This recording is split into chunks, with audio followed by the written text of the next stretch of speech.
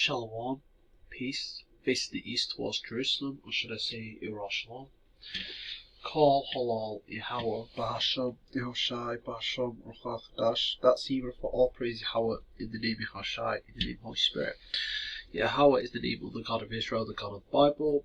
Yahushai is the name of the Messiah, the one the world ignorantly calls Jesus Christ. And Ruach Hadash is Hebrew for Holy Spirit. Giving double honours to the elder apostles of Great Millstone, as well as honour to the men under the elder apostles of Great Millstone. Shalom to the elect, peace to the chosen Israelites. Now, this is a video about Apple ID.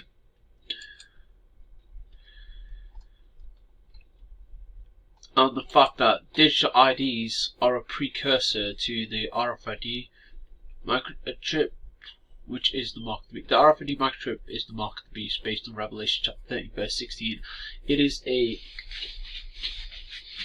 device that will be implanted on your skin and be used to store all sorts of information about you digitally. Without it, you won't be able to operate society. Let me just bring out the Bible verse in question. Revelation chapter 13 verse 16, and he causeth all, both small and great, rich and poor, free and bond, to receive a mark in their right hand or in their forehead, and that no man might buy and sell, save he that hath the mark or the name of the beast and the number of his name. That's the RFID microchip. It will be made without option throughout the world. Those who refuse will be sentenced to detention facilities, FEMA camps, depending on where you are. Like if in America, you're going to be sent to FEMA camps if you refuse to take the mark of the beast. Elsewhere, you're going to be sent to similar like places. There'll be those who have believers who have their heads chopped off for refusing to take the mark of the beast. Revelation 24 talks about it. Revelation 24, and I saw thrones, and they that sat upon them, and judgment was given unto them, and I saw the souls of them that were beheaded for the witness of Yahushua, and for the word of the Most High, and which had not worshipped the beast, neither his image, his ways, neither had received his mark on their foreheads in their hands, and they lived and reigned with Hamashiach 1,000 years. There'll be members of the elect who become martyrs for refusing the RFID microchip.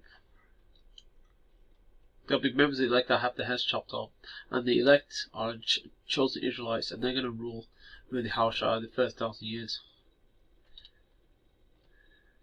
of the kingdom of heaven.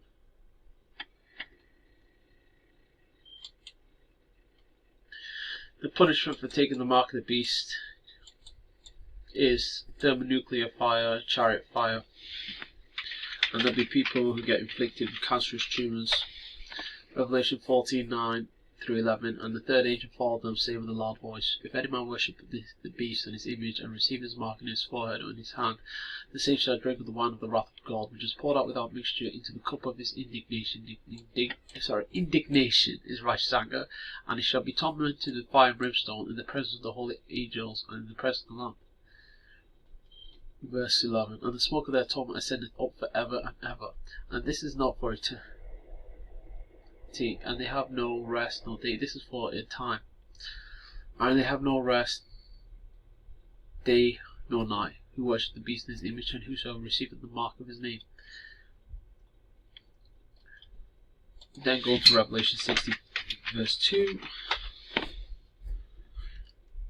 and the first went and poured out his vial upon the earth, and there fell a noisome and grievous sore upon the men which had the mark of the beast, and upon them which had worshipped his image. There'll be people who get hit with the missiles and for taking the RFID microchip, and there'll be people who get cancerous tumours for taking the mark of the beast. Because not everyone will get hit with an ICBM that has taken it. But certain places like Babylon the Great, if you've taken the RFID microchip, oh, most definitely. I mentioned that digital IDs are precursors. An example of precursor, it's a precursor to the microchip. It's basically something that'll come before it. According to Collins Dictionary, precursor. It is a precursor of something, is a similar thing that happened or existed before it, that came before it. Often something which led to the existence or development of that thing. And it gives you an example sentence. Real tennis, an ancient precursor of the modern game, originated in the 11th century. I say these digital IDs that governments are, proposing to roll out across the world are precursors to the RFID microchip, which is the mark of the beast. Because the fact they'll be able to store all sorts of information about you, confidential information such as your driving license, your passport if you have such things. For example, now that's Apple ID, that's not government based. That's a private organisation, but here you go, the government, the UK government itself, gov.uk. There was a press release by Keir Starmer, published the 26th of September 2025. Gov.uk press release, new digital ID scheme to be rolled out across the UK. A new digital ID will help combat illegal working while making it easier for the vast majority of people to use vital government services, so they say. Digital ID will be mandatory means without options, for right to work checks by the end of the Parliament. From Prime Minister's office, 10 Downing Street, and the RT Hon, Sir Keir Starmer, KCB, KCMP, published 26 September 2025. I'm just going to jump a bit. A new digital ID scheme will combat illegal working while making it easier for the vast majority of people to use vital government services. Digital ID will be mandatory for right to work checks by the end of Parliament. The scheme will be available to all UK citizens and legal residents, saving time, basically everyone in the UK. Everyone lives in the UK, saving time by ending the need for complicated identity checks which often rely on copies of paper records. Instead, the rollout will in time make it simpler to apply for services like driving licenses, child care and welfare, while streamlining access to tax records. The new digital ID will be held on people's phones, just as millions already use the NHS app or contactless mobile payments. So they're pushing the advantage, the convenience of having a digital ID. It saves on paper. It'll make it simpler for you to access services. I mean, they also say, well, you've already got the NHS app on your phone. But those who are not in the UK, the NHS is the National Health Service in the United Kingdom. It is funded by taxpayer.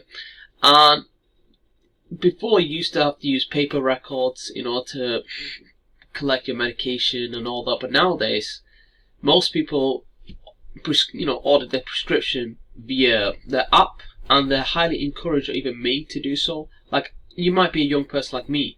You have no excuse to not use the NHS app. You literally have to use it, otherwise you won't be able to get medication except for emergency cases. The only people they don't let, they don't basically push NHS app hard on are basically very old people, highly vulnerable people, or even just like someone who have huge language difficulties. So if you're like in your teens, all the way up to like 50, don't be surprised if they start pushing the NHS app on you hard, especially if you have any reasonable command of the English language, and if there's any means of tech savvy to you. If you're young, period, you're gonna have to use the NHS app. There will be no requirement for individuals to carry their ID or be asked to produce it. By produce, they mean show it. But digital ID will be mandatory as means of proving your right to work. This will stop those with no right to work, with no right to be here, from being able to find work. But how are those, those who are illegally immigrants? Well, how are they are they even going to use the app? I don't think so. I think it's just for those in the UK who are legally here. Covering their prospect of earning money, one of the key pull factors for people who come to the UK illegally. It will send a clear message that if you come here illegally, you will not be able to work, deterring people from making these dangerous journeys. This initiative builds on the government's crackdown on illegal working and its mission to control borders as part of the plan for change. Under this government, illegal working arrests have gone up by 50%, and new legislation is being brought forward to help stop illegal working in the gig economy. The proposal also followed the government's success in deporting the first illegal immigrants under the landmark UK-France returns deal this week.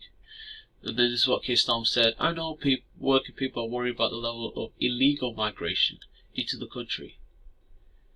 A secure border and controlled migration are reasonable demands, and this government is listening and delivering. Yeah, but they're doing it in an insidious manner by using technocracy, oppressive technology. We've already seen people's IDs being, confidential details being linked over use of a certain website or service on the internet. Digital ID is an enormous opportunity for the UK. It's also a goldmine for hackers. You should have mentioned that, Starmer. It will make it tougher to work in. Okay, that's how he's framing it as. It's total control. The plan will combat criminal gangs who promise access to the UK labour market in order to profit from dangerous illegal channel crossings. A new streamlined digital system to check right to work will simplify the process. Drive up compliance. Compliance is doing as you're told. Crack down on forged documents, like fake documents basically, and make intelligence data on businesses that are conducting checks to help the Home Office take action on employees who are illegally hiring. They said build on the work already underway to roll out a government UK. So the UK government is already already trying to roll out a digital ID. This is the Tony Blair Institute for Global Change, Politics and Governance. It's under that section. Time for digital ID. A new consensus for a state that works. It was put up the 24th of September 2025. It's time for a digital ID. The British public has run out of patience with a state that does not work, where interactions with public services are beset by inconveniences and delays, even as outcome slips and costs rise.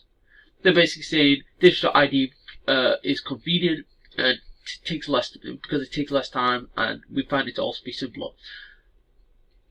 And then it says I jumped to paragraph. A modern digital ID does three things. It lets people prove that they are who they say they are, prove that certain things about them are true, and seamlessly and securely accesses services on that basis. Securely, maybe not, because hackers can easily access this information. Far from reflecting the papers, please, carpenter of an ID card, because it's digital, so it's paperless. Digital ID is the foundation of a new system that brings fairness, control, and convenience to people's everyday interactions with each other and with the state.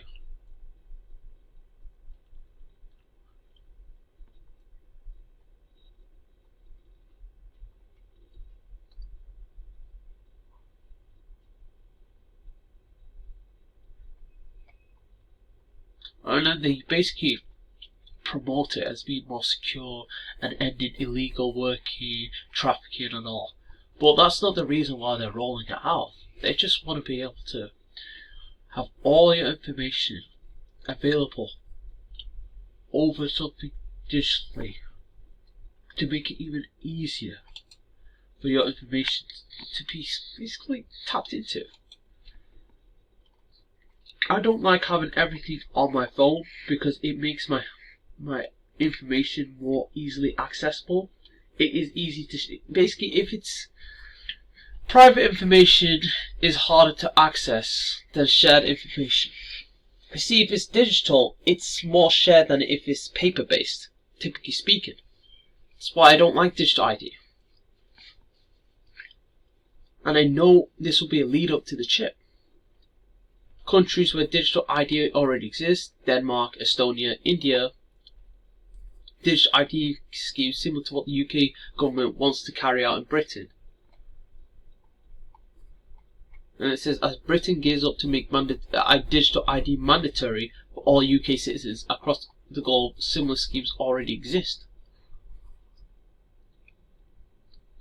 In fact, except for 2 of the EU's 27 member states, physical ID cards in a standard machine readable EU format introduced in 2021 are used both as identity documents in citizens' home countries and for travel within the passport-free Schengen zone. Sorry if I couldn't say that word right. It tells you 2 exemptions are Denmark and Ireland, which issues passport cards. But I'm just going to leave it there, shall we?